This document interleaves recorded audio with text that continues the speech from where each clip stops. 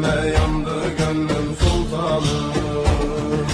Hayata bembeyaz bir sayfa açtım. Nerede günah gördüysem ondan kaçtım. İnşallah bir daha yapmayacağım.